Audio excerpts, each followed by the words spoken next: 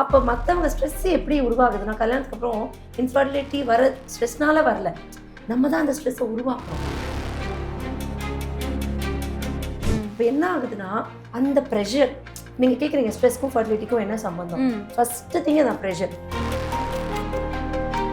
Focus just in your voice. Outer நாய்ஸை கண்டிப்பாக கவலைப்படாதீங்க. This is one thing which I want to tell everybody, especially married women. தோணும் இல்லையா, நமக்கு டான்ஸே தெரியலனாலும் தோணும். அப்போ அந்த டைம்லலாம் நீங்கள் கரெக்டாக அந்த எமோஷன்ஸை பிடிக்கும் போது ஏன் நம்மளால நம்ம தாட்ஸை கண்ட்ரோல் பண்ணி. ஹெல்த் குரு நேயர்களுக்கு வணக்கம். ஸ்ட்ரெஸ் எதனால வருது அண்ட் ஸ்ட்ரெஸ் வந்து நம்மளுக்கு இன்ஃபர்டிலிட்டியா கன்வெர்ட் ஆகுமா அண்ட் மெட்டபாலிக் டிசீசஸ் என்னென்ன அப்படின்னு சொல்லி இன்னைக்கு நம்ம கூட பேச இணைஞ்சிருக்கிறாங்க doctor Indumathi Somasundaram, researcher, academician, author and entrepreneur. அது மட்டும் இல்லாம founder of versatile Indu learning academy and நைரப் ஃபவுண்டேஷன். Hi ma'am.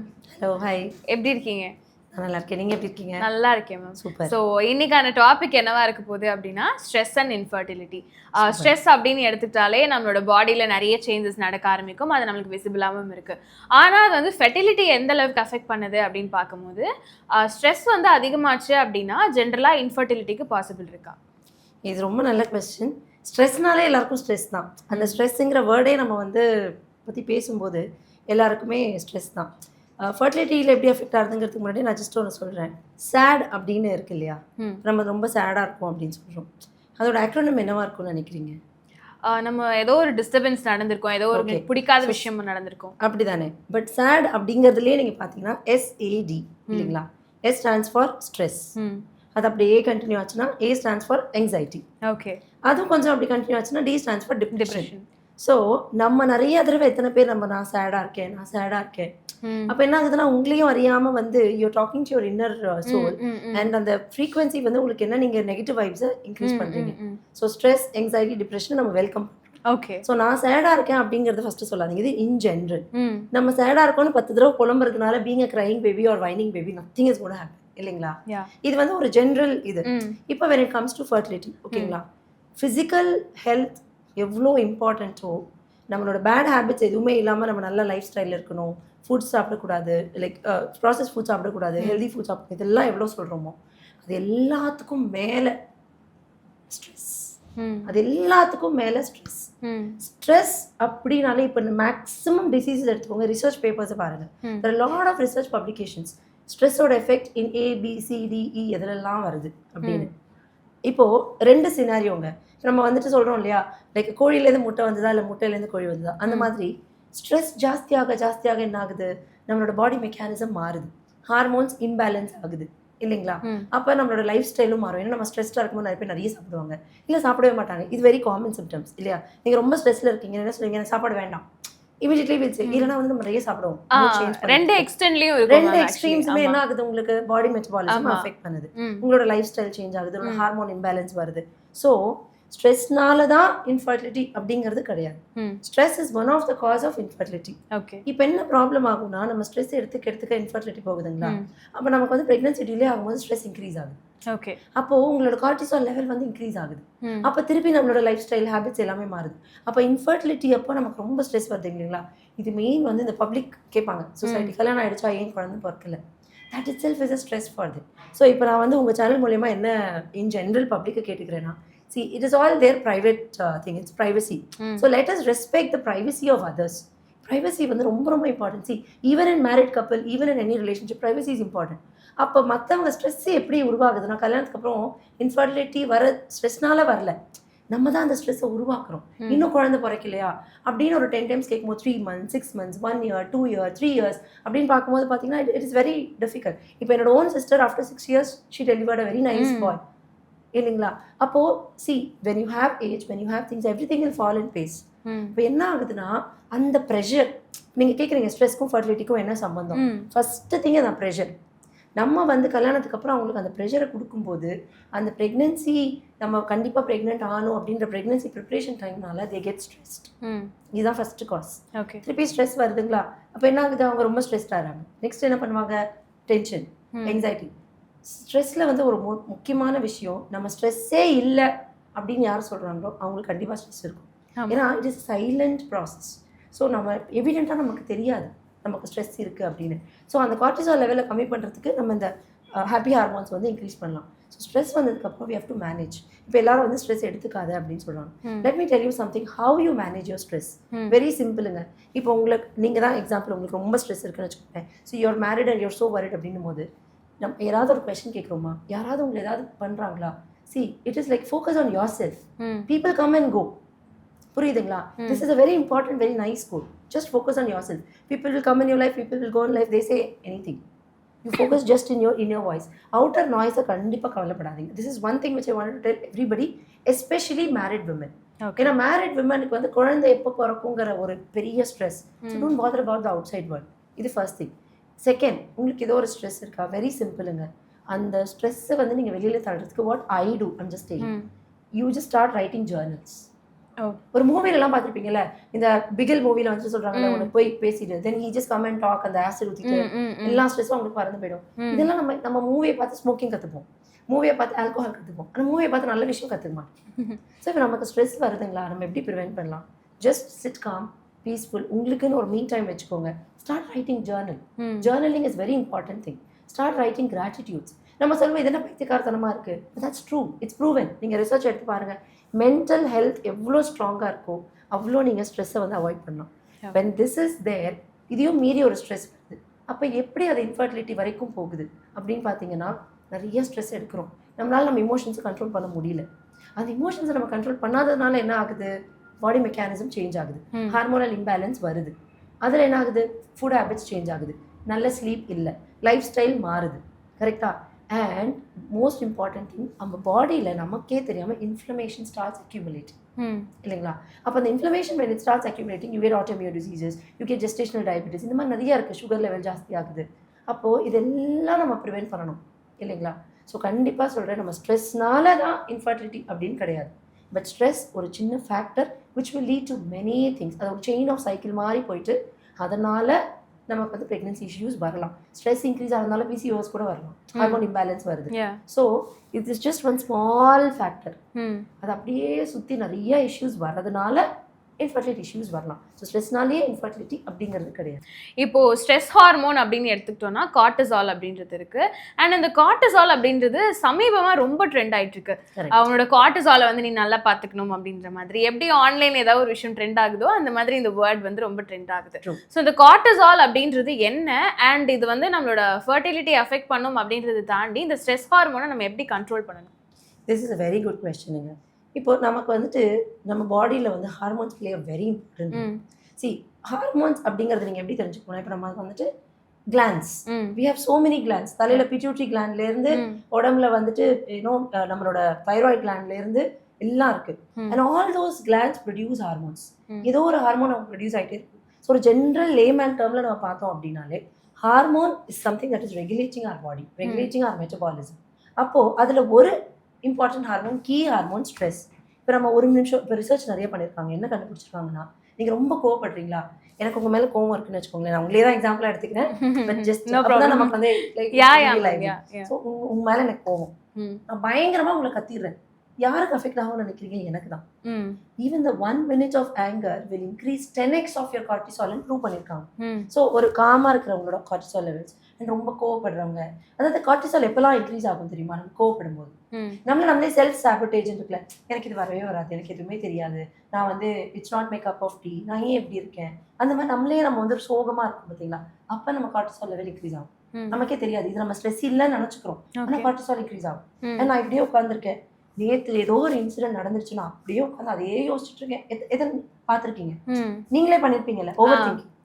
நான் உட்காந்து எதையோ யோசிச்சுட்டே இருக்கேன், ஓவர் திங்கிங், ரொம்ப ஓவர் திங்கிங் பண்ணுறேன். அப்போ என்ன ஆகுதுன்னா, நம்ம மைண்ட் ஸ்ட்ரெஸ்ட். நமக்கு வந்து என்னன்னா எவிடென்ட்டாக நமக்கு தெரியாது. Every time that you have that negative vibe, in simple terms, any negative vibe that you get in your body, அது ஓவர் திங்கிங்காக இருக்கலாம், இல்லை கோபமாக இருக்கலாம், இல்லை சோகமாக இருக்கலாம், இல்லை ஒரு ஃப்ரஸ்ட்ரேஷனாக இருக்கலாம், இல்லை ஒரு பிடிக்காம நம்ம போராக இருக்கும்போது சும்மாவே நீங்கள் இன்ஸ்டாகிராமை நீங்கள் சும்மாவே 10, 15, 20 நிமிஷம்லேருந்து 2 மணி நேரம் ஸ்க்ரால் பண்ணுவீங்க. ஆனால் உள்ளுக்குள்ளே உங்களுக்கு அவ்வளோ ஸ்ட்ரெஸ் இருக்குன்னு உங்களுக்கே தெரியாது. ஸோ இது எல்லாமே நீங்கள் அவாய்ட் பண்ணிங்கன்னா ஸ்ட்ரெஸ்ஸை கண்டிப்பாக அவாய்ட். இப்போ ஃபார் எக்ஸாம்பிள் தராசு இருக்குல்ல, விச் இஸ் பேலன்ஸ்ட். அந்த தராசில் இப்போ நம்ம என்ன பண்ணுறோம், ஒரு சைடு ஃபுல்லாக வெயிட் ஏறி, ஒரு புக்ஸ் நிறையா வைக்கிறீங்கன்னு வச்சுக்கோங்களேன், ஃபுல்லாக நமக்கு வந்து வெயிட் இருக்குது, அப்போ இந்த பக்கம் கொஞ்சம் தான் இருக்குது, நீங்கள் என்ன பண்ணுவீங்க, உடனே என்ன பண்ணுவீங்க?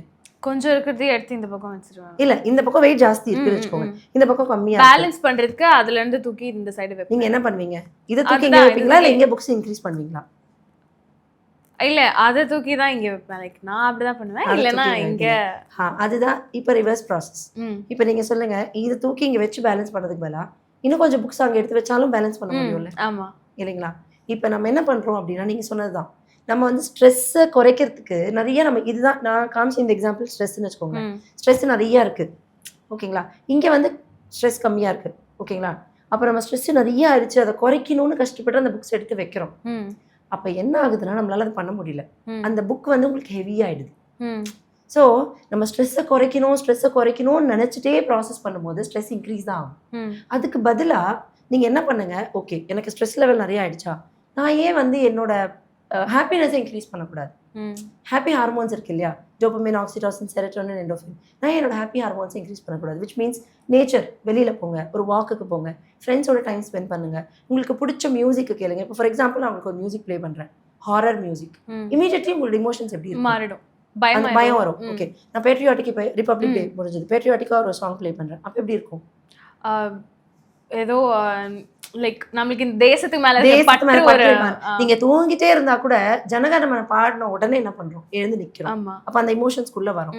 சரி, நம்ம அப்படியே குத்து பாட்டு டான்ஸ் ஆடுற மாதிரி ஒரு பீட் வருது, அப்ப என்ன பண்ணுவீங்க? டான்ஸ் ஆடணும் தோணும் இல்லையா? நமக்கு டான்ஸே தெரியலனாலும் தோணும். அப்ப அந்த டைம்ல எல்லாம் நீங்க கரெக்டா அந்த இமோஷன்ஸை பிடிக்கும் போது, ஏன் நம்மளால நம்ம தாட்ஸை கண்ட்ரோல் பண்ணி அந்த ஸ்ட்ரெஸ் லெவல் ஜாஸ்தி ஆகும்போது நம்மளை டைவர்ட் பண்ணிக்கலாமே. ஸ்ட்ரெஸ்ஸை குறைக்கணும்னு நினைக்காம நீங்கள் பாட்டு கேளுங்க, டான்ஸ் ஆடுங்க, ஃப்ரெண்ட்ஸோட பேசுங்க. ஆர்டிஃபிஷியலாக வந்து ஹாப்பினஸ் இன்க்ரீஸ் பண்ணாதீங்க. Like smoking, drinking, Instagram scrolling, Facebook, அப்படி இல்லாமல் நேச்சராக லைக் வெளியில் போய் டைம் ஸ்பெண்ட் பண்ணுங்கள். நீங்கள் வந்து பாட்டு கேட்டு டைம் ஸ்பெண்ட் பண்ணுங்கள், ஃப்ரெண்ட்ஸோட நல்லா டைம் ஸ்பெண்ட் பண்ணுங்கள், ஹெல்தி ஆம்பியன்ஸ் வச்சுக்கோங்க. 4 நல்ல ஃப்ரெண்ட்ஸ் நம்ம சுற்றி இருக்கிறாங்களா, that is what we are. இதெல்லாம் நம்ம பண்ணும்போது என்ன ஆகும்னா, obviously your stress hormone gets reduced.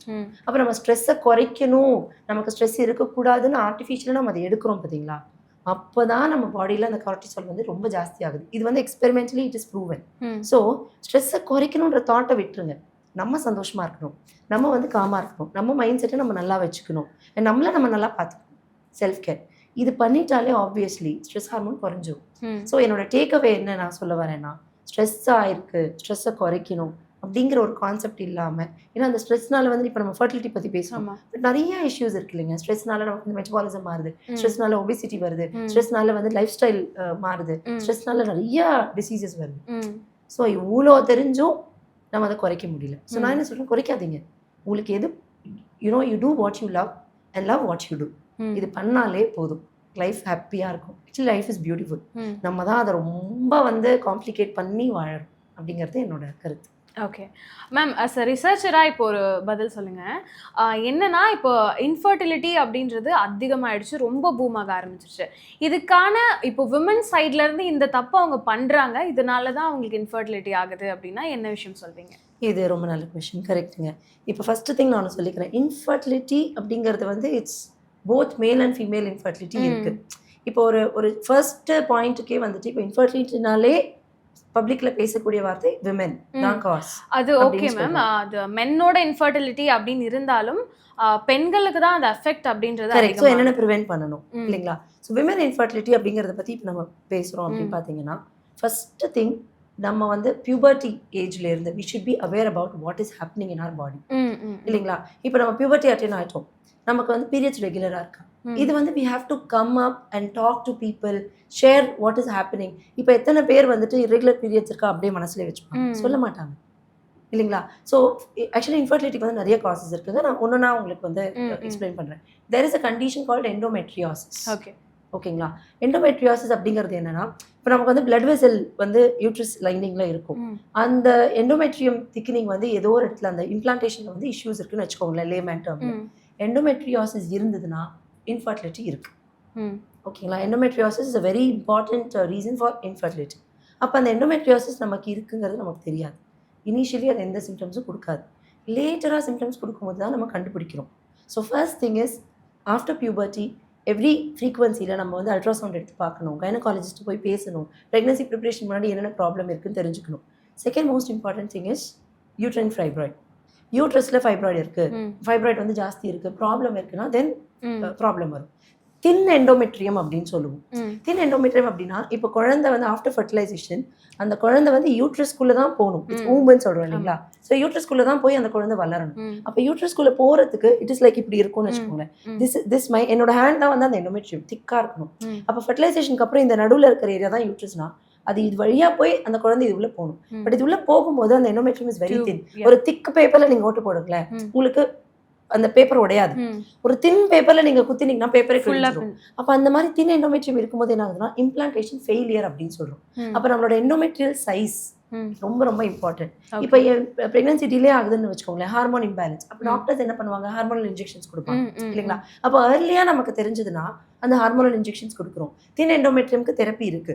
அது வந்து எண்டோமெட்ரியம் நம்ம ஓவிலேஷன் வந்து நல்லா இருக்கா, பிசிஓஎஸ்க்கு வந்து ஃபாலிக்கல் டெவலப் ஆகுதா? ஏன்னா பிசிஓஎஸ்ல என்ன ஆகும், உங்களுக்கு ஃபாலிக்கல் வந்து டெவலப் ஆகாது. அப்போ பிசிஓஎஸ் இருக்கு, இன்ஃபர்டிலிட்டி ப்ராப்ளம் வரும். அப்போ கல்யாணம் ஆகிறதுக்கு முன்னாடியே நம்ம ஏன் ஒரு ஜென்ரல் செக்அப் டாக்டர் கிட்ட போயிட்டு எனக்கு பிசிஓஎஸ் இருக்கு, நான் I'm going to get married, இதுல நான் என்னெல்லாம் பண்ணணும் so that I be like எனக்கு வந்து குழந்தை பிறக்கும், இன்ஃபர்டிலிட்டி இல்லாமல் எப்படி ப்ரிவென்ட் பண்ணலாம். So they start taking measures from early. So early detection, early prevention பண்ணும்போது என்ன ஆகுதுன்னா, despite PCOS doctors will advice you, நீங்கள் இந்த மாதிரி லைஃப் ஸ்டைல் இருங்க, you start taking these hormonal injections, உங்களோட ஓவியுலேஷனை வந்து இந்த மாதிரி நம்ம இம்ப்ரூவ் பண்ணலாம் இல்லைங்களா, அந்த லைஃப் ஸ்டைல் இருங்க. இந்த மாதிரி பண்ணும்போது என்ன ஆகும்னா we have to take serious அந்த சஜஷன்ஸ் வந்து we have to take it very serious and we have to follow it. நிறைய பேர் என்ன நினைக்கிறாங்க, எனக்கு தான் கல்யாணம் ஆகலையா அப்போ பார்த்துக்கலாம். இந்த இக்னாரன்ஸ் இருக்கீங்களா, ரிலக்டன்சி, இந்த ரிலக்டன்சி வந்து தயவு செய்து பண்ணாதீங்க. நம்ம வந்து அப்புறம் பார்த்துக்கலாம் நான் நல்லா தான் இருக்கேன் அப்படிங்கிறது தயவு செஞ்சு பண்ணாதீங்க. அப்போது பிசிஓஎஸ் ப்ராப்ளம் வருது, யூட்ரைன் ஃபைப்ராய்டு இருக்கும், இல்லைனா வந்து ஏதோ cervical issues இருக்கும், and there will be a lot of vaginal issues also which we may not know. Reproductive health in complete whole என்ன பண்ணணும் நம்ம அப்படிங்கிறது, நம்ம போய் நம்ம டாக்டரை பார்த்து நமக்கு என்னென்ன இஷ்யூஸ் இருக்குன்னு, ஏன்னா இப்போ எல்லாமே டெக்னாலஜி அட்வான்ஸ் ஆயிடுச்சு. If you have PCOS, hormonal imbalance, hormone injection எடுத்துக்கிறாங்க, அந்த சைக்கிள் ப்ராப்ளம் இருக்கு, ஓவிலேஷனை கரெக்ட் பண்ணுறாங்க, தின் எண்டோமெட்ரியா ஓகே, அதுக்கு என்ன பண்ணலாம், எண்டோமெட்ரியல் திக்னிங் வந்து எப்படி இருக்குன்னு மாதம் மாதம் நம்ம பார்க்கலாம். ஆனால் நம்ம என்ன பண்ணுறோம், ஒரு டாக்டர் போய் பார்ப்போம், ட்ரீட்மெண்ட் சரியில்லை, 4 மாதம் 5 மாதம் 6 மாதம் விட்டுருவோம், 7வது மாதம் போயிட்டு இல்லை நமக்கு வந்து ப்ரெக்னென்ட் ஆகணும் அப்படின்னு சொல்லி திருப்பி இன்னும் டாக்டர், நம்ம அந்த கன்சிஸ்டன்சி இருக்கிறது இல்லை. ஸோ நீங்கள் வந்து நம்ம ஒரு விஷயத்தை வந்து 1000 டைம்ஸ் யோசிக்கலாம் பண்ணுறதுக்கு முன்னாடி, ஆனால் இதுதான் முடிவு பண்ணதுக்கப்புறம் நம்ம யோசிக்கக்கூடாதுன்னு சொல்லுவோம். அதே தான் இப்போ இன்ஃபர்டிலிட்டி இஷ்யூஸ் என்னென்னா அவேர்னஸ், அவங்களுக்கு வந்து எதனால் எனக்கு இன்ஃபர்டிலிட்டி இருக்குது, நான் யாரை பார்க்கணும், என்னென்ன பிரச்சனைகள், நிறைய பேருக்கு தின் எண்டோமெட்ரியம் தெரியாது, எண்டோமெட்ரியோசிஸ் தெரியாது, பிசிஓஎஸ் தெரியாது. ஸோ நான் யாரை பார்க்கணும், எப்படி நான் ஏர்லியாக வந்து ட்ரீட்மெண்ட் எடுத்து க்யூர் ஆக முடியும் அப்படிங்கிறது. இப்போ நிறையா இன்டர்நெட்டில் இன்ஃபர்மேஷன்ஸ் இருக்கு, பாருங்க ஆனால் இன்ஃபர்மேஷன் இஸ் ஓவர்லோடிங். அதனால half knowledge is very dangerous. நம்ம வந்து எல்லா இன்ஃபர்மேஷன்ஸ் பார்த்து அதான் கரெக்டுன்னு எடுத்துக்கக்கூடாது.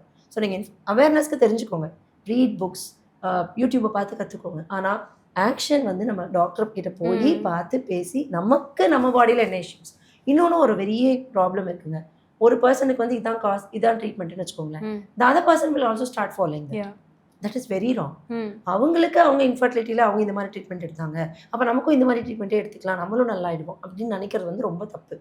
அவங்க பாடிக்கு அவங்களோட இஷ்யூஸ்க்கு இந்த பிரச்சனைகள்னால இன்ஃபர்டிலிட்டி வருது, ஆனால் நம்மளோட பாடிக்கு நம்மளோட பிரச்சனைகளுக்கு எதனால வருது அப்படிங்கிற அந்த ரூட் காஸ், அந்த ரூட் காஸை கண்டுபிடிச்சி அதை ஏர்லியாக ட்ரீட் பண்ணும்போது நமக்கு வந்து ஈஸியாக வந்து அந்த இன்ஃபர்டிலிட்டி இஷ்யூஸை சால்வ் பண்ணுறோம். ஏன்னா இப்போ டெக்னாலஜி நல்லா அட்வான்ஸ் ஆகிடுச்சு.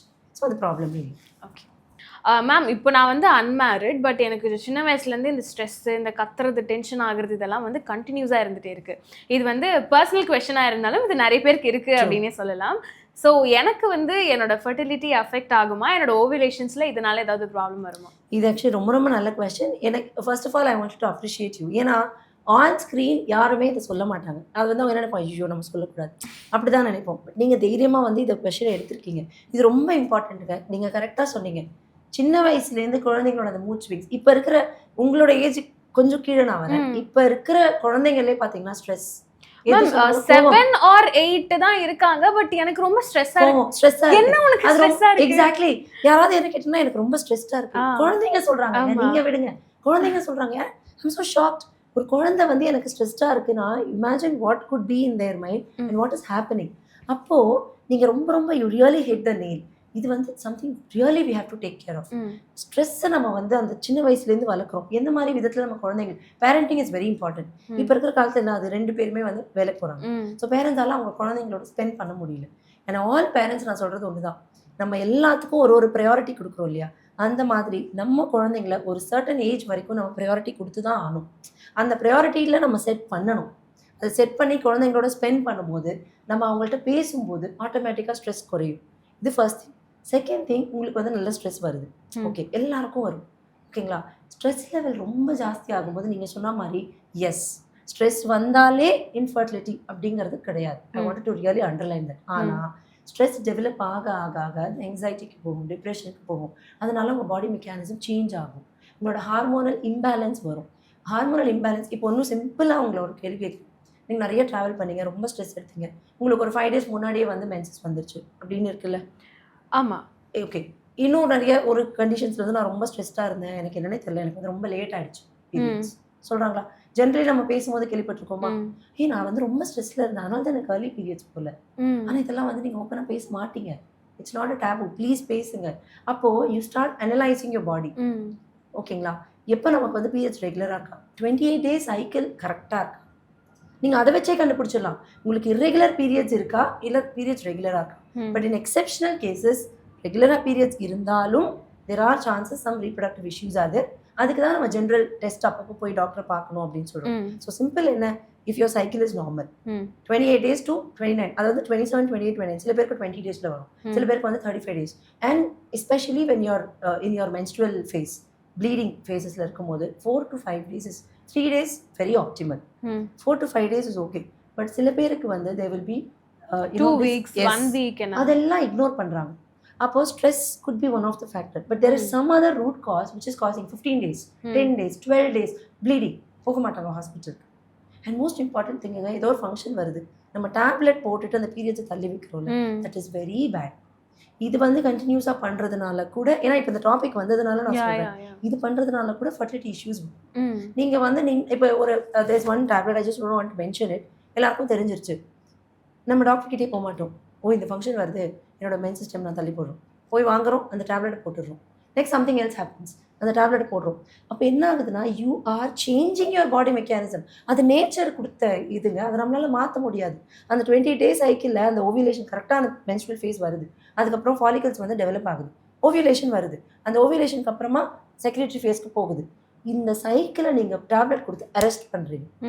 அதை ஒரு கன்சிக்யூட்டிவாக நம்ம பண்ணும்போது என்ன ஆகும் அப்படின்னா, you are artificially creating a block inside your mechanism. அப்போ இந்த பிளாக்னால there will be lot of reproductive issues இல்லைங்களா. அதனால பேசிக் திங் என்ன, நம்மளால முடிஞ்சது, see internally in your body whatever is happening உங்களால் தடுக்க முடியாது, that's not in your control.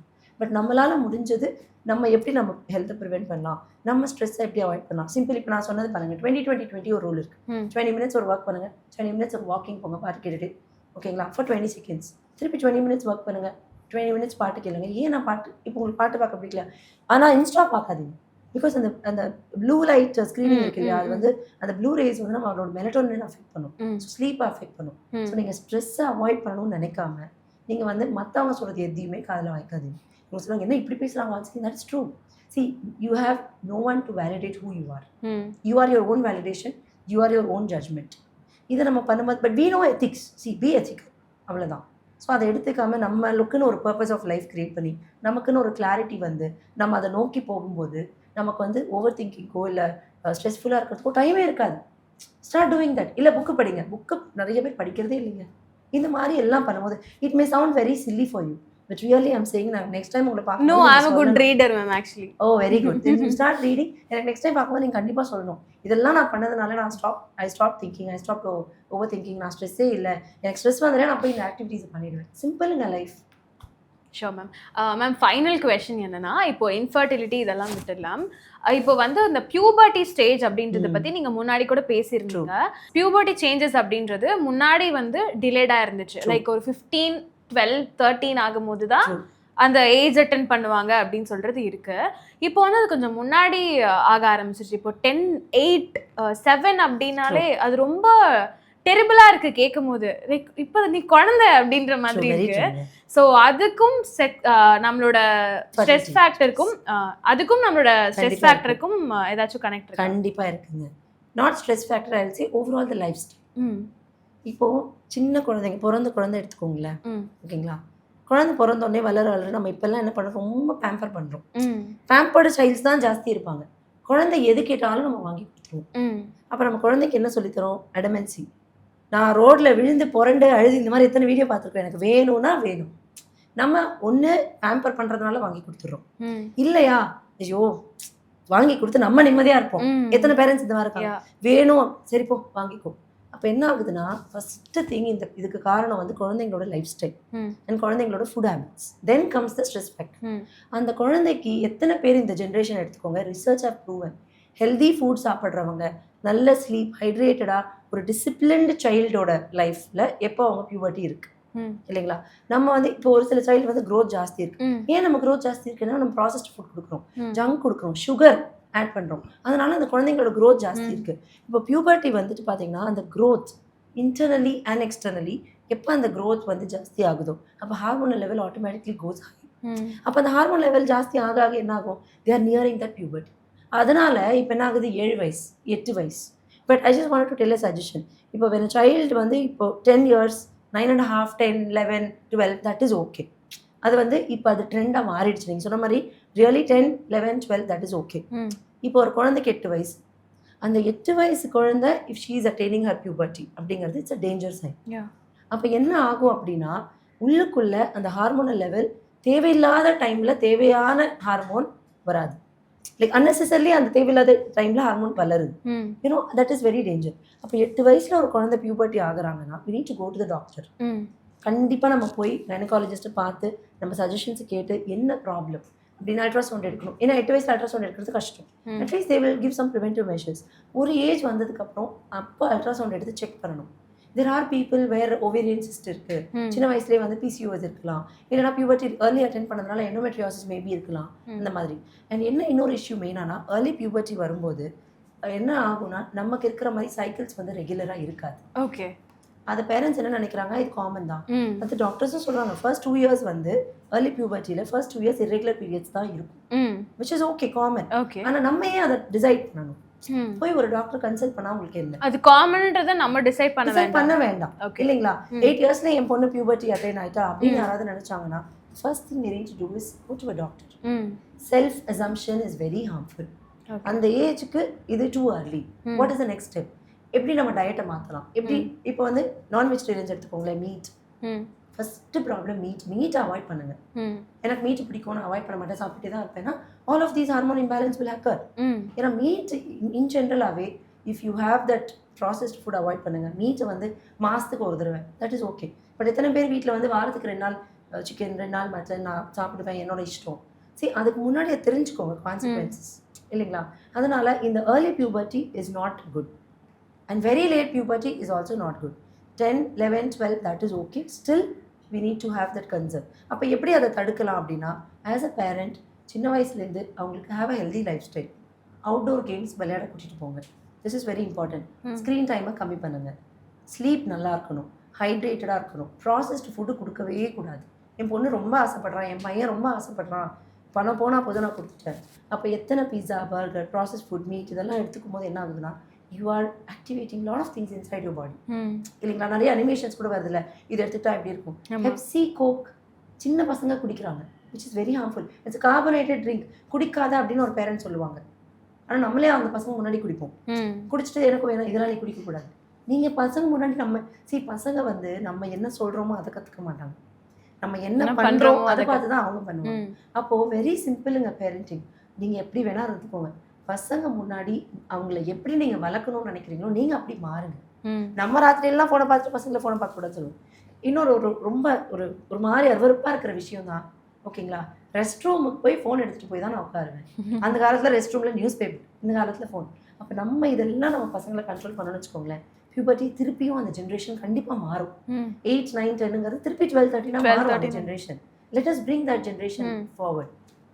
Thank you so much ma'am. நிறைய விஷயங்கள் பகிர்ந்துக்கிட்டீங்க, ரொம்ப நன்றி. Thank you so much. Thank you so much.